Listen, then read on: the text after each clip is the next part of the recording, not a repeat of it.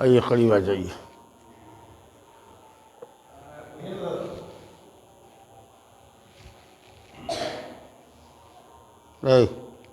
جاؤ بچہ سے جاؤ جاؤ، بڑھوا سب تو سمجھتے ہی نہیں ہے، تم لوگ کیا سمجھے گا؟ جاؤ رے ٹوپی والا جاؤ،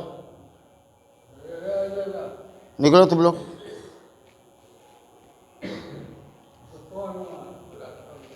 بسم اللہ، الحمد للہ رب العالمین، والصلاة والسلام علی نبینا و شفیعنا محمد وعلی آلہ وصحبہ اجمعین، اما بعد. باب صلاة الجماعة والإمامة. عن عبد الله بن عمر رضي الله عنهما أن رسول الله صلى الله عليه وسلم قال: صلاة الجماعة أفضل من صلاة الفذ ب27 درجة، متفق عليه. ولهما عن أبي هريرة رضي الله عنه ب25 جزءا، وكذا للبخاري عن أبي سعيد وقال درجة. یہ کتاب الصلاۃ کا 10واں باب ہے اور عنوان لگایا ہے جماعت سے نماز پڑھنے کا باب اور امامت کا باب. جماعت اور امامت کا باب. اب تک جو ہم نے پڑھا فرض نماز اور اس کے بعد نفل نماز کا طریقہ وہ انفرادی نماز کا تھا. اب یہاں پر ایک امام ہوگا، اس کی آپ کو اقتداء کرنی ہے، صف پیچھے لگانا ہے. کیسے اقتداء ہونی چاہیے؟ امام کے ساتھ ہونی چاہیے کہ امام سے پہلے ہونی چاہیے کہ امام کے بعد ہونی چاہیے؟ اور جماعت سے نماز پڑھنے کا کیا ثواب ہے تنہا نماز پڑھنے والے کے مقابلے میں؟ ایک شخص بعد میں آئے، جماعت فوت ہو جائے، جان بوجھ کے تاخیر کر رہا ہے، جماعت ختم ہونے کا انتظار کر رہا ہے، یا گھر ہی میں نماز پڑھ رہا ہے سستی اور کاہلی کی وجہ سے کہ کہاں مسجد جائے، چلو یہیں پڑھ لیتے ہیں، شیطان اس کو روک رہا ہے، تو کتنی بڑی محرومی کا وہ شکار ہے. اس کو آپ اس باب میں سمجھ سکتے ہیں. گویا کہ یہ باب آپ کی دو چیز کے بیان کے لیے، ایک جماعت کے لیے اور ایک امامت کے لیے. کون شخص امامت کرے گا، امامت کی کیا اہلیت ہے، کیا شرائط ہے، اور اقتداء کیسے کرنی چاہیے، امام کی مخالفت کرنے کا کیا گناہ ہے، ان چیزوں کا بیان آئے گا. جماعت سے نماز پڑھنا خلاصہ یہ ہے کہ مرد حضرات کے لیے جو بالغ ہیں ان کے لیے جماعت سے نماز پڑھنا واجب ہے. ہر مسلمان مرد کے لیے جو بالغ ہے، یعنی بچہ نہیں ہے، جو چھوٹے بچے ہیں جو ابھی بالغ نہیں ہوئے ہیں ان کو چھوڑیے، بالغوں کے لیے جو بالغ ہو گئے ہیں ان کے لیے باجماعت نماز پڑھنا مسجد میں آ کر کے واجب ہے. واجب بولے تو فرض ہے، یعنی اگر آپ نہیں کرتے ہیں تو آپ گنہگار ہوں گے. سمجھا کہ یہ مسلمانوں کی ایک علامت بھی ہے، پہچان بھی ہے. مسجد اس لیے بنائی جاتی ہے، خود مسجد بھی اسلام کی ایک پہچان ہے، مسلمانوں کے وجود کی علامت ہے. جس بستی میں آپ مسجد دیکھتے ہیں سمجھتے ہیں کہ یہاں مسلمان ہوگا. مسجد اس لیے بنائی جاتی ہے کہ وہاں 5 وقت اذان دی جائے، لوگ وہاں آ کر کے ایک وقت مقرر پر ایک امام کے پیچھے نماز پڑھیں، اور جب سب نماز پڑھ کے نکلیں تو ایک اچھا منظر ہو، کوئی دیکھے تو سمجھے کہ ہاں اس بستی میں مسلمان ہیں، نمازی ہیں، نماز پڑھتے ہیں. تو یہ ایک علامت ہے، اسلام کی شان ہے یہ جماعت سے نماز پڑھنا.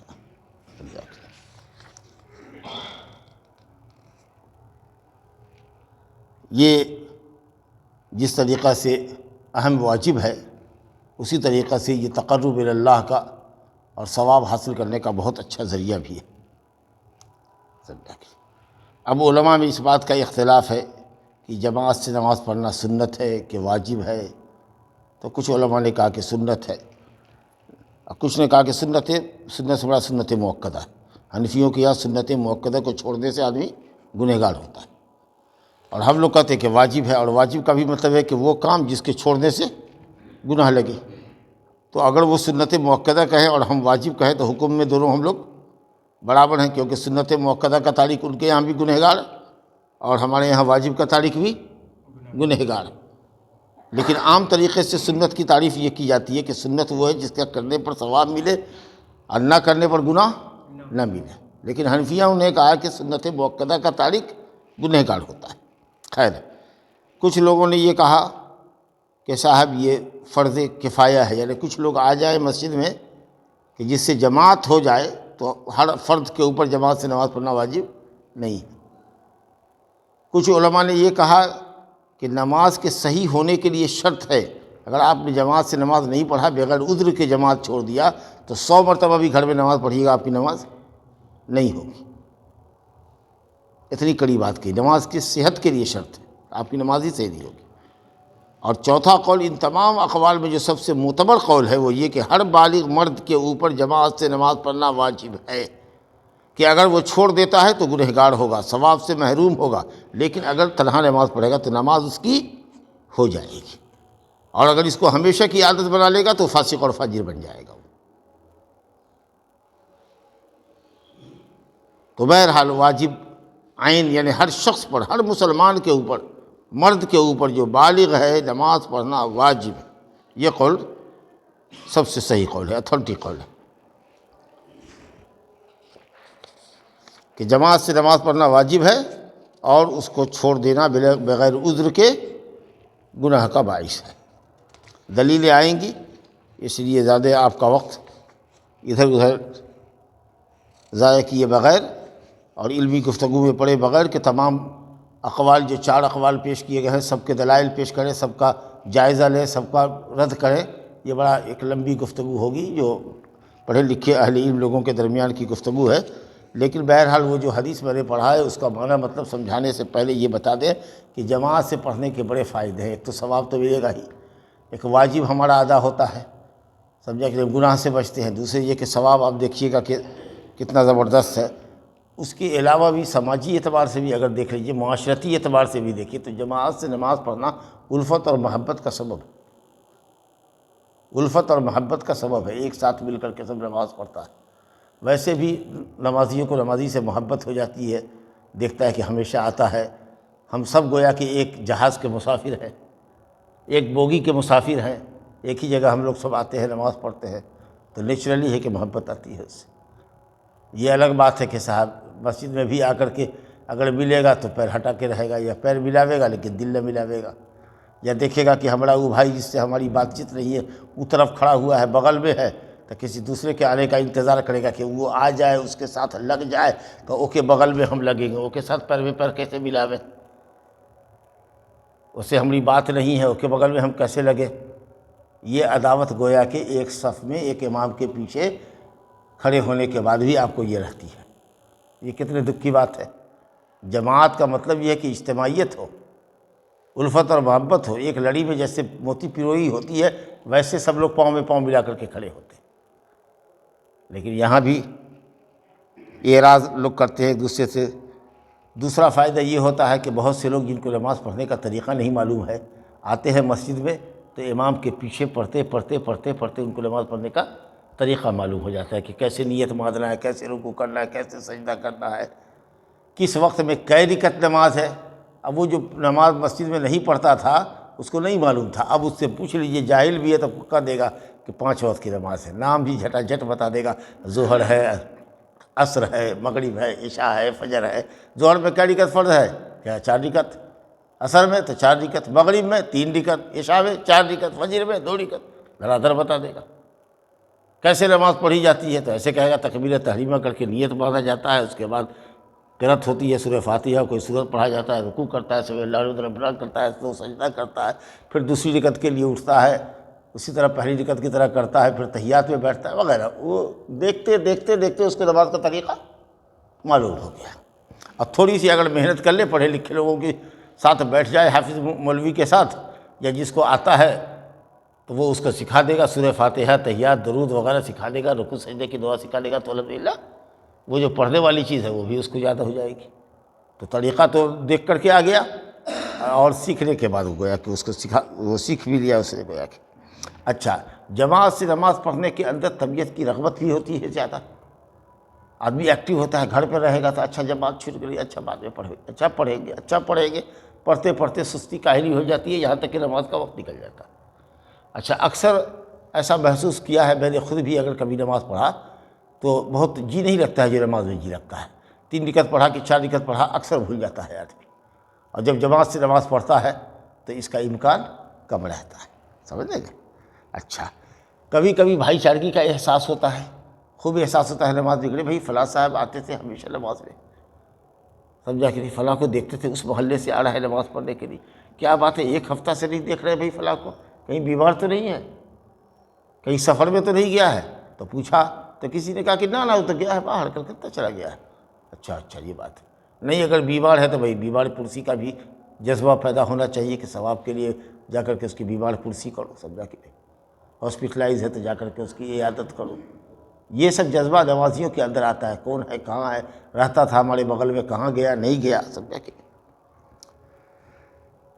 اور ایک تنظیم آتی ہے، ایک نظام آتا ہے، ایک وقت ہے، ایک ٹائم ہے کہ بھئی اتنے بجے اذان ہوتی ہے، اتنے بجے جماعت ہوگی اور اقامت ہوگی، تو سب لوگوں کو کھڑا ہونا ہے، صف میں ملنا ہے، پاؤں کو پاؤں سے ملانا ہے، امام آگے ہوگا، جب اللہ اکبر کہہ لے گا تب ہم کریں گے، وہ ہمارا کمانڈر ہے، وہ جو رکوع میں جائے گا تب ہم جائیں گے، ایک دم سسٹمیٹک انداز سے پورے نظم اور ضبط کے ساتھ، طور طریقے کے ساتھ چیز ہوتی ہے۔ اور اس کے بعد اجر و ثواب کا کیا کہنا، وضو کر کے آپ چلے اپنے گھر سے مسجد کے لیے، ہر قدم جو اٹھا وہ ایک درجہ بڑھ گیا، ایک قدم جو زمین پہ گرا تو ایک گناہ گر گیا، جھڑ گیا، سمجھا کہ نہیں۔ اب آپ بتائیے گھر سے اگر وضو کر کے چلتے تو کتنا فائدہ ہوتا، آنے میں بھی ثواب، جانے میں بھی ثواب۔ سب کے گھر میں وضو خانہ ہے، سب کے گھر میں استنجا خانہ ہے، سب کے گھر میں لیٹرن باتھ روم ہے، وہیں فراغت کر لے، وہیں اطمینان سے وضو کر لے، اور آوے قدموں سے، 100 قدم سے کوئی آ رہا ہے، کوئی 200 قدم سے آ رہا ہے، کوئی 500 قدم سے آ رہا ہے، سوچیے جاتے آتے 1000 ثواب ایسے ہی اس کو مل گیا جاتے۔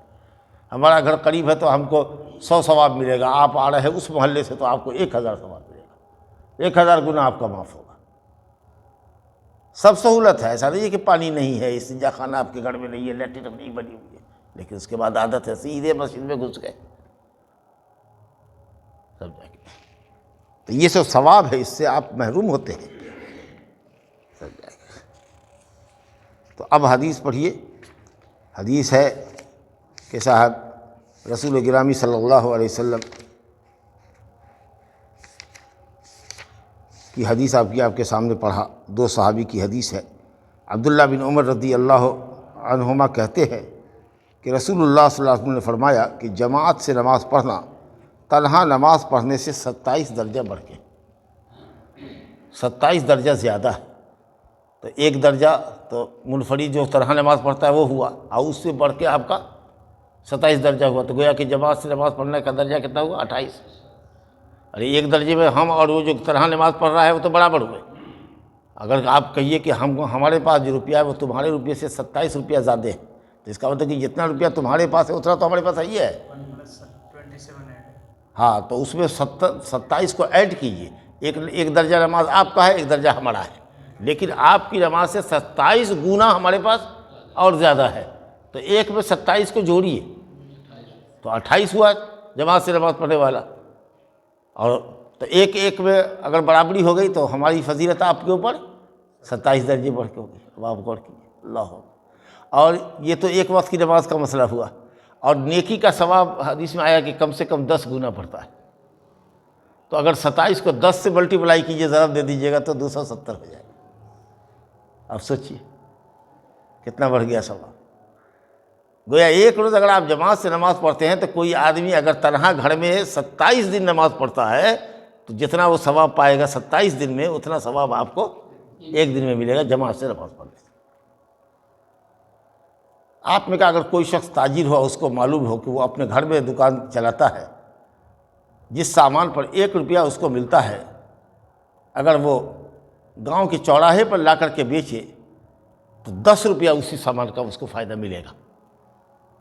دیکھیے گا پوری دکان اٹھا کر کے لے آئے گا، اور رات میں پھر لے جائے گا، اور پھر لے آئے گا، پھر لے جائے گا، اور پھر لے آئے گا۔ اور اگر چلنے کی نوبت ہو تو لگڑا بھی ہے تو جیسے بھی ہو گھسٹ کر کے آئے گا فائدے کے لیے، کہاں 1 روپیہ کہاں 10 روپیہ، چیز آئے کہ بتائیے، تو ثواب آخرت 27 درجہ بڑھ کے۔ اور کتنے لوگ ہیں جن کا گھر مسجد سے قریب ہے اور وہ جماعت سے نماز نہیں پڑھتے؟ اگر پوچھیے گا تو گھر پڑھ لیتے ہیں، تو مسجد بنائی کس لیے گئی ہے؟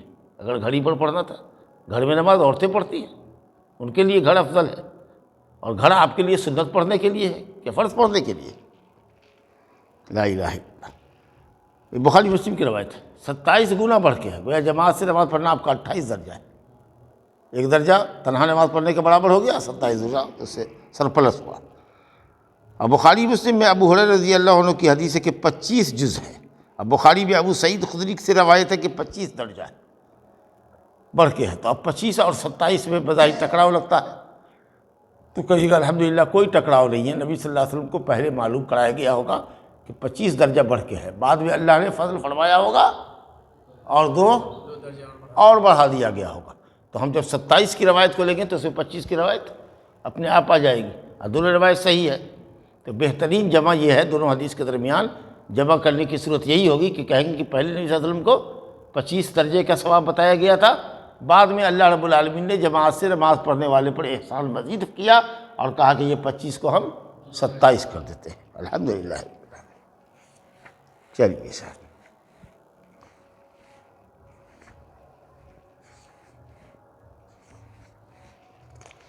اب اس کے بعد حدیث دیکھیے کہ جماعت سے نماز پڑھنا واجب ہے ہر مسلمان بالغ کے لیے، مرد کے لیے۔ اس کی دلیل دیکھیے، ہم نے کہا تھا کہ آپ کو دلیل بتا دیں گے، تو ایک دلیل دیکھیے ذکر کیا ہے انہوں نے 425 نمبر کی حدیث ترتیب کے ساتھ، یا 424 حدیث آپ پڑھ چکے۔ وعن ابی ہریرہ رضی اللہ عنہ ان رسول اللہ صلی اللہ علیہ وسلم قال والذی نفسی بیدہ لقد ہممت ان آمر بحطب فیحتطب ثم آمر بالصلاة فیؤذن لها ثم آمر رجلا فیؤم الناس ثم اخالف الى رجال لا يشهدون الصلاة فاحرق عليهم بيوتهم والذي نفسي بيده لو يعلم احدهم انه يجد عرقا سمينا او مرماتين حسنتين لشهد العشاء متفق علیہ واللفظ للبخاری۔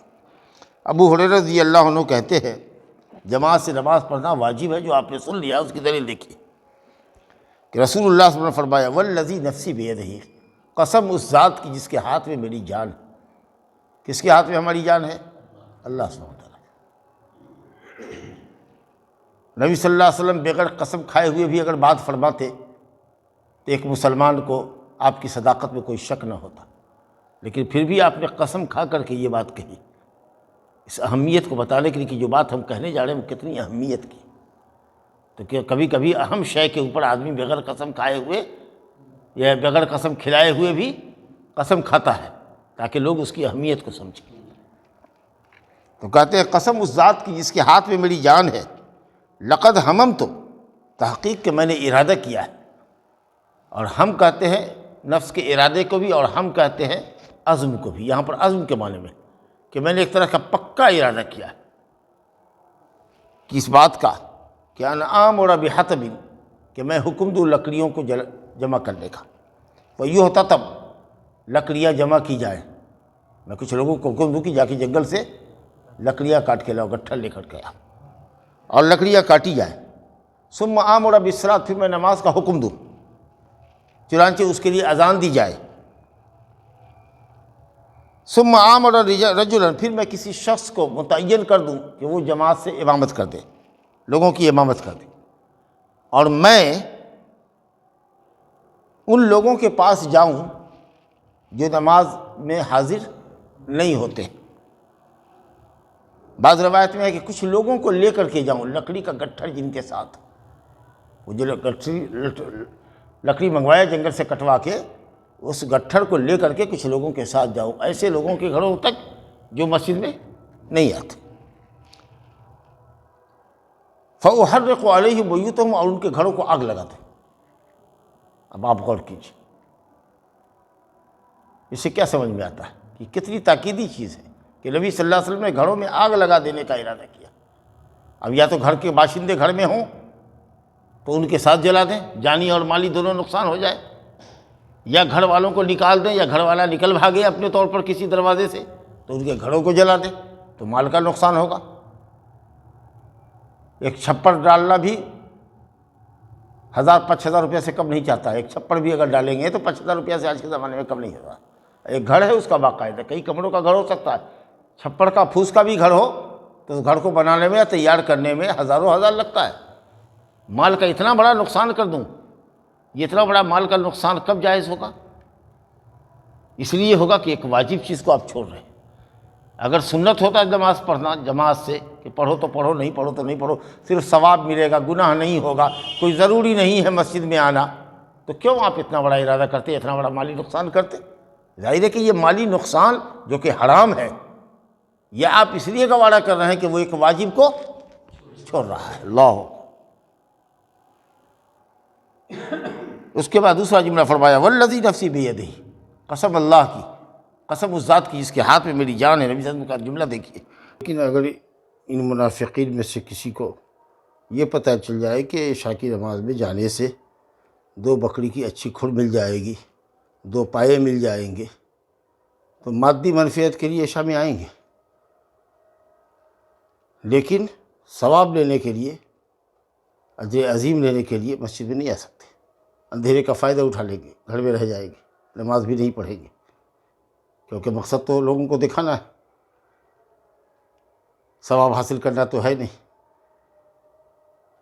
لیکن اگر 2 کھر اچھی مل جاتی ہو بکری کی، 2 پائے اچھے مل جاتے ہوں، موٹا تازہ بکرے کا 2 پایا مل جائے، 2 کھر مل جائے، کہ بھئی جو عشاء کی نماز پڑھے گا اس کو 2 پائے مل جائیں گے، 2 کھر مل جائے گی، ایک موٹی ہڈی مل جائے گی جس پر گوشت چڑھا ہوا ہوگا، پرگوشت ہڈی مل جائے گی، یعنی چلو 1 پاؤ مثال کے طور پر کہہ رہے ہیں کہ 1 پاؤ گوشت اس کو خصی کا مل جائے گا، 2 پائے مل جائیں گے، تو اس مادی منفعت کے لیے عشاء میں آئے گا، لیکن ثواب کے لیے وہ نہیں آ سکتا یا نہیں آتا ہے۔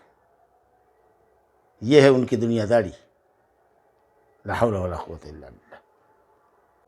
5 روپیہ 10 روپیہ کا بٹوارا اگر ہو جائے، 100 روپیہ فری میں کہیں پر مل رہا ہو، جو آوے لیتا چلا جائے، 100 روپیہ، دیکھیے کیسی بھیڑ لگے گی، کیسا دھکا مکی ہوگا وہاں پر۔ تو آپ نے یہ مثال دیا کہ دنیا اتنی پیاری ہے تم کو کہ اس کے لیے 10-20 روپیہ 150 روپے کے فائدے کے لیے دوڑ جاؤ گے، اور آخرت تمہاری نگاہوں سے اوجھل ہے۔ مرنے کے بعد کے عذاب پر یقین تمہارا نہیں ہے کہ اللہ کو کیا جواب دو گے؟ اور پھر نماز ہم پہلے بھی کہا تھا اور آج بھی کہتے ہیں کہ کبھی کسی کو کام سے روکتی ہے؟ یہ لوگ 5 وقتہ نمازی ہیں، کیا ان کا کوئی کام نہیں ہوتا ہے؟ وہ بھوکوں ہی مرتے ہیں۔ آپ نماز پڑھ لیجئے، جائیے اپنے کام میں۔ کون اسلام آپ کو کہتا ہے کہ 24 گھنٹہ مسجد میں پڑے رہیے؟ بس وقت پہ نماز پڑھنے آ جائیے، نماز پڑھ کے پھر نکل جائیے، اپنے کام میں چلے جائیے۔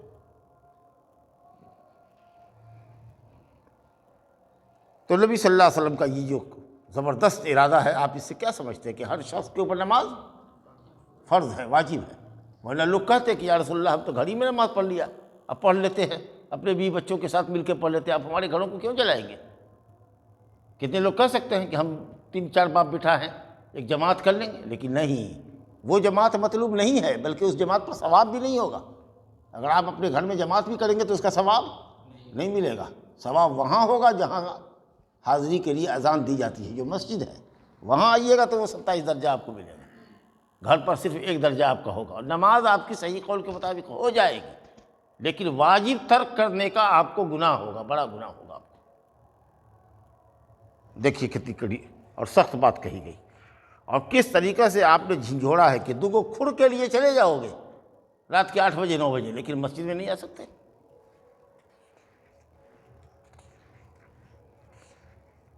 اور ایک حدیث اور دیکھ لیجیے، وعنہ ابو ہریرہ رضی اللہ عنہ صحیح روایت ہے، قال قال رسول اللہ صلی اللہ علیہ وسلم اثقل الصلاة علی المنافقین صلاة العشاء و صلاة الفجر ولو یعلمون ما فیہما لاتوہما ولو حبوا، متفق علیہ۔ ابو ہریرہ رضی اللہ عنہ فرماتے ہیں رسول اللہ صلی اللہ علیہ وسلم نے فرمایا کہ منافقین پر سب سے زیادہ بوجھل نماز عشاء اور فجر کی ہے۔ مدینہ میں جنگ بدر کے بعد منافقین پیدا ہو گئے، مسلمانوں کا جب غلبہ دیکھا تو مسلمانوں کی طاقت سے ڈر کر کے اتنے مرعوب ہوئے کہ زبان سے کلمہ پڑھتے تھے، دل میں کفر چھپائے ہوئے تھے۔ یہودیوں کے پاس، کافروں کے پاس جاتے تو کہتے کہ دل سے ہم تمہارے ساتھ ہیں، اور زبان سے مسلمانوں کے پاس آ کے کہتے کہ ہم مسلمان ہیں،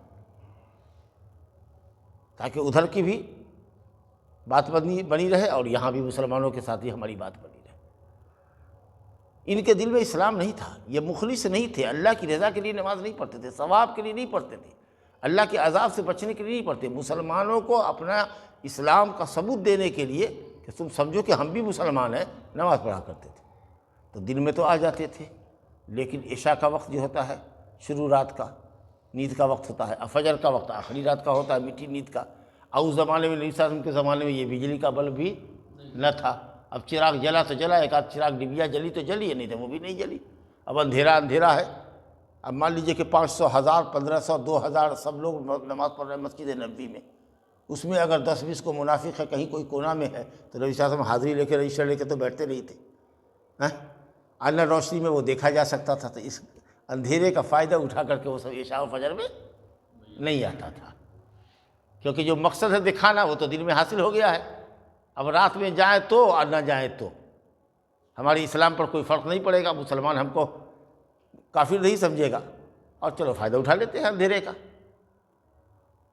تو آپ نے فرمایا کہ سب سے زیادہ بوجھل، یوں تو نماز منافقین پر ہر وقت کی نماز بوجھل ہے، لیکن سب سے زیادہ بوجھل جو ہے ان کے اوپر عشاء اور فجر ہے، کیونکہ اس وقت ریاکاری کا کوئی مسئلہ کھڑا نہیں ہوتا ہے، سوچتے ہیں کہ صاحب چلو اندھیرے کا فائدہ اٹھا لیں۔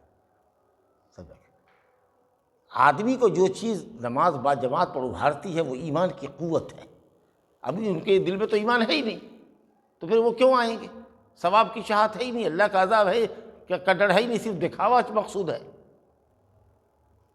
اور وہ دکھاوا ان کا عشاء اور فجر میں چھپا رہتا تھا، اندھیرے کی وجہ سے اس کا فائدہ اٹھاتے تھے۔ کیا سمجھ میں آیا کہ اگر کوئی یہی کرے کہ کسی وقت آوے اور عشاء فجر میں نہ آوے اور کوئی عذر نہیں ہو تو وہ آدمی منافق ہے، سمجھا کہ؟ تو منافق دو طرح کا ہوتا ہے، ایک وہ جو دل میں کفر چھپائے ہوا ہے اور زبان سے کلمہ پڑھتا ہے، اسلام سے عداوت چھپائے ہوا ہے، اسلام کی حقانیت پر شک کر رہا ہے، اس کے دل میں یقین نہیں ہے، تو وہ تو آدمی دائرہ اسلام سے خارج ہے، بلکہ وہ تو کافروں سے بھی زیادہ گیا گزرا آدمی۔ لیکن کچھ لوگ ہیں الحمدللہ ہمارے دل میں بھی ایمان ہے، زبان پر بھی کلمہ ایمان کا ہے، لیکن عملی نفاق ہے۔ حدیث میں آیا ہے کہ عملی نفاق ہے، تمہارا عمل منافقوں جیسا ہے۔ چنانچہ فرمایا گیا کہ جب بولے تو جھوٹ بولے، جھوٹے کی کھیتی کرتا ہے، کہتا ہے نا، ہم لوگ کہتے ہیں کہ فلانا تو جھوٹ ہی کی کھیتی کرتا ہے، جب بولے تو جھوٹ بولے، اور جب کسی سے جھگڑا ہو جائے، تو میں ہو جائے، تو فوراً گالی پہ آ جائے، گالی بکنے لگے، اور جب کسی سے وعدہ کرے تو وعدہ خلافی کرے۔ وعدہ کرنا، وعدہ توڑنا اس کا شیوا ہے ایک طرح سے۔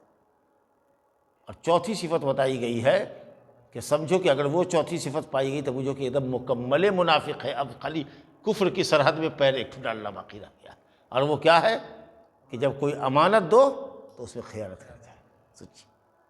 تو کہا آپ نے کہ اگر یہ 4 صفت ہوگی تو کانا منافقا خالصا، پیور منافق۔ اب اس کے اور کافر ہونے میں ایک ہی اسٹیپ ہے، اب جو اگلا قدم اٹھے گا وہ کافروں جیسا ہوگا۔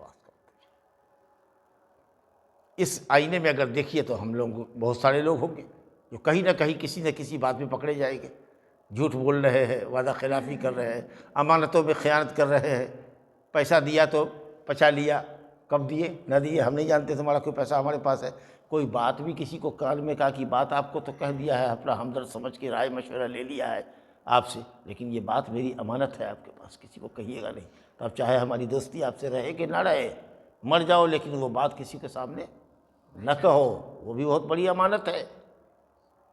لیکن کیا ہے، جب تک دوستی رہی، آج عداوت ہو جائے، کل چوک چوراہے کے اوپر ڈنکا لے کر کے بجا دو گے کہ فلاں کے اندر یہ خرابی ہے، یہ خرابی ہے۔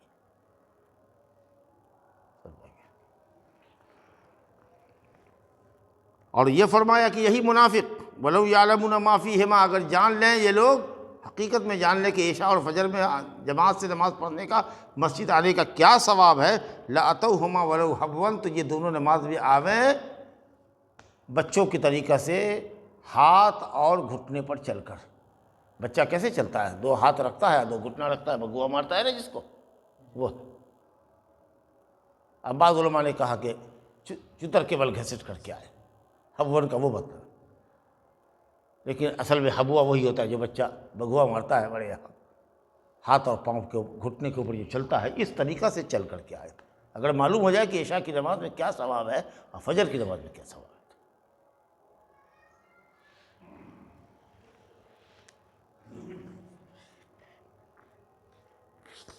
اسی پر بس کرتے ہیں، اللہ تعالیٰ سے دعا ہے کہ ہم لوگوں کو 5 وقت نماز کا پابند بنائے اور باجماعت نماز ادا کرنے کی توفیق دے۔ اگر آپ کے پاس عذر ہے، بہت بیمار ہے، مسجد تک نہیں آ سکتے، تو ٹھیک ہے، گھر میں نماز پڑھ لیجیے، بلکہ اگر ہمیشہ صحت کی حالت میں آنے کے آپ عادی ہیں اور کسی بیماری کی وجہ سے اگر آپ نہیں آ پا رہے ہیں مسجد میں، تو انشاءاللہ آپ اگر تنہا بھی نماز وہاں پڑھیے گا تو آپ کو جماعت کا اللہ تعالیٰ اپنے فضل سے ثواب دے گا۔ مسافر ہو گئے ہیں آپ، کہیں چلے گئے ہیں، لیکن جب تک گھر پر رہتے تھے باجماعت نماز پڑھتے تھے. اب سفر ہے، ٹرین ہے، نماز نہیں پڑھ پا رہے ہیں، ہوائی جہاز ہے، نماز نہیں پڑھے باجماعت، انشاءاللہ اللہ تعالیٰ آپ کو وہ ثواب دے گا جو گھر میں رہتے ہوئے آپ کو ثواب دیتا تھا. اللہ اتنے بڑے فضل والا ہے. یہاں بھی رہ کر کے اگر آپ عذر میں ہیں، نہیں جگ سکے، اذان نہیں سنا، الارم بجا نہیں جگ سکے، کسی نے نہیں جگایا، مجبوری ہے تو اور بات ہے، لیکن نہیں، اذان سن رہے ہیں اور چادر لپیٹ کر کے سو رہے ہیں، جگ گئے ہیں، پیشاب کر کے آئے پھر سو گئے، یہ جائز نہیں ہے. اللہ تعالیٰ ہدایت دے. آمین.